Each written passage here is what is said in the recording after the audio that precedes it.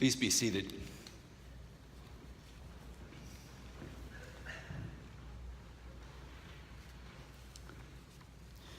It's Christmas, so I need to tell you what you need to know about angels. Think of this as Angels 101. They can appear out of nowhere. Angels will scare the hell out of you. They deliver a message that will blow your mind, then suddenly depart, leaving you scratching your head and wondering, okay, what was that all about? Can I trust this revelation? Or was it just the pizza I ate last night? Do I build my life on what I have received here? Or maybe I could just forget that this ever happened, go back to business as usual. A story. In 1914, the guns of August sounded, sending Europe into war. As Christmas drew near, the Pope called for a ceasefire. The generals replied, impossible. The German High Command told their troops, let your hearts beat to God during this coming season, but keep your fists on the enemy.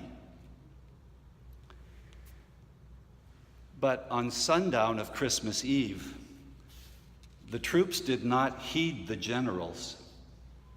The firing stopped. Soldiers on both sides of the trenches sang carols and exchanged gifts. On Christmas Day, they ate together and played soccer. And then, as evening fell, they embraced each other and said goodbye. Christmas was over. The next day, it was war as usual. The vision was gone. The angel had departed, as it were, and anger and isolation returned, and more bloodshed, and more families back home, grieving and in tears. It was a one-time event. Never happened again. A young English soldier wrote home that the Germans were jolly good fellows.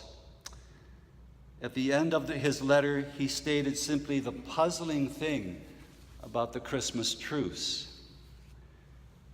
He wrote, both sides have started firing and are enemies again. Strange it all seems, doesn't it? Strange it all seems, doesn't it? This strangeness is a door to what some call the miracle of Christmas.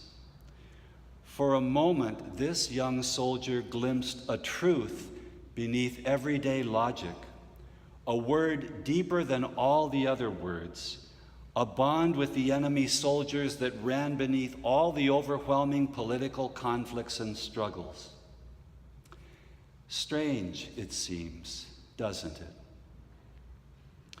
When such conflicting visions and words alternate rapidly, we become confused. If I say the Christmas Day communion the soldiers experienced is what is most true, then I'll be at odds with the majority of people in the world around me, as strange as a Christmas truce. But if I choose the popular line, that war is both inevitable and endless, then the Christmas truce becomes simply a blip on the radar, a freak occurrence. I may be puzzled or amazed by it for a moment, but then I just go back to business as usual. Ultimately, whenever a deeper truth reveals itself, we are at a crossroads. We can ignore it and continue with the everyday tasks that claim our attention, holding down our job, caring for our loved ones, shopping for groceries, walking the dog. Or we can open the gift that has been given, ponder what it means for us. We find this to be true all through the scriptures. Again and again, as people watch what Jesus does and says, they have to decide what it all means to them. Some will say, wow, did you see what that guy did? Amazing. And then they turn around and go home and back to business as usual. Others shrug their shoulders and say, okay, well, that was weird. And then they turn and go back to business as usual. But there are others who bypass the amazement and move to a deeper level. They ponder what the revelation means and what implications it may have for them. And among these ponderers is Mary, the mother of Jesus. When the angel first announces that she is to be the mother of the Messiah, Luke says she deliberates. She does not immediately say yes, does not just blindly obey. She puts the Creator of heaven and earth on hold, carefully considers whether to trust such a preposterous revelation, whether she can build her life on it. Mary is a woman who thinks. She deliberates. And once she finally does say yes, to God's great joy and relief, then the pondering begins. What will this mean for her? Her relationship with her soon-to-be husband, her family and her community and her people.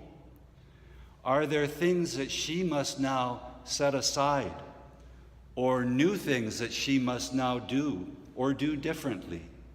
What are the implications of such a revelation as this? Mary ponders what it will mean for her. And later, as this evening's gospel reports, after all that happens on this night, the emperor's census, the perilous journey to Bethlehem, the failed attempt to find lodging, the giving birth in a homeless encampment, the report from scruffy shepherds that an angel had appeared to them, the tiny child in her arms gazing into her eyes. After all this, Luke says, Mary treasured all these things and pondered them in her heart. Mary is not merely amazed at it all, she also ponders. I have a hunch that those of us who are LGBT have a unique insight into pondering, because we've received a revelation. It's about who we are at a very profound level. In light of this revelation, we deliberate. Do I embrace this revelation? Can I trust it? Build a life on it? And if I do embrace it, then the pondering goes deeper. What do I do now? Do I tell my family and friends, my colleagues, my boss, my landlord? How will I handle their range of reactions? Should I let myself fall in love? How will I not only survive, but also stand against a culture that isn't always sure of our right to exist? We LGBT folks know something about pondering.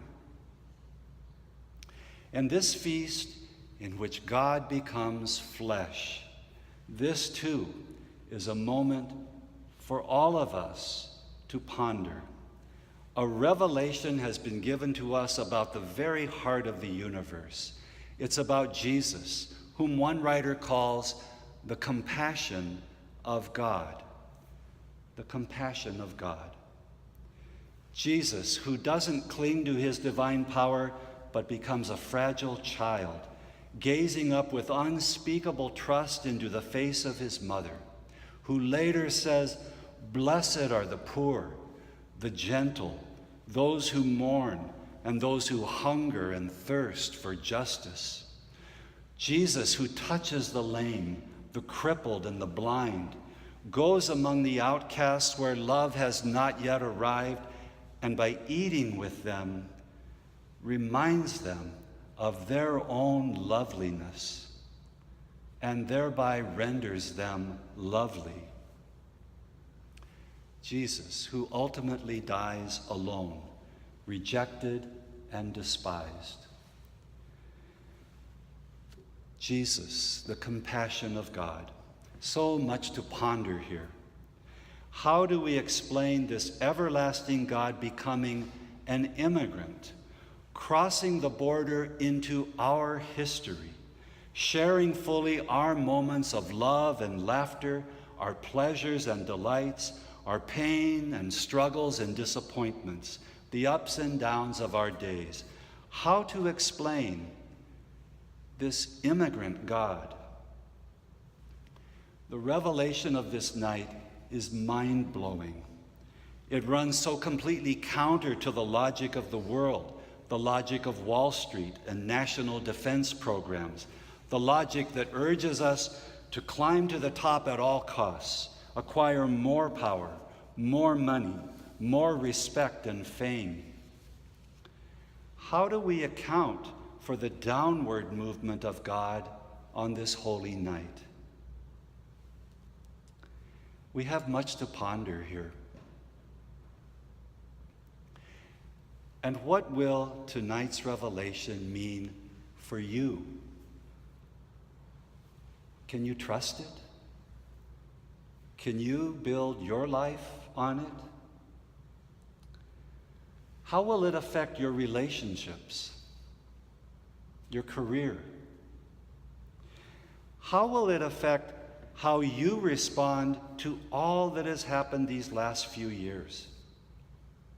An increasingly shrill white supremacy at Charlottesville, the police killings of Alex Nieto and Amilcar, of Mario Woods, Luis Gongora, Philando Castile, and so many others, the sexual exploitation of women, the brutal tearing apart of immigrant families, the growing economic inequality and the swelling numbers of homeless on the streets, the drums of war growing louder every day.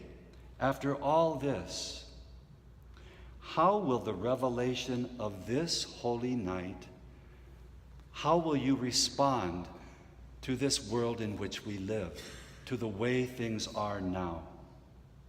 If you say yes to the revelation of this night, there will be things you must now set aside, and new tasks to take up in the coming year, new adventures, new risks. What will the revelation of this holy night mean for you? These are questions that I cannot answer for you. Confronted with a revelation like this, we each must stand on our own 2 feet. There's not one size that fits us all. We must each make our own decisions before God. And I can't tell you how to respond. But I can hope that, like Mary, you will ponder this night's revelation. And maybe these words will help. They come from an unlikely place, from the pen of a 16th century friar. He writes, "I salute you. I am your friend, and my love for you goes deep. There is nothing I can give you which you do not have, but there is much, very much, that while I cannot give it, you can take. No heaven can come to us unless our hearts find rest in it today. Take heaven. No peace lies in the future which is not hidden in this present little instant. take peace. The gloom of the world is but a shadow. Behind it, yet within our reach, is joy. There is radiance and glory in darkness, could we but see.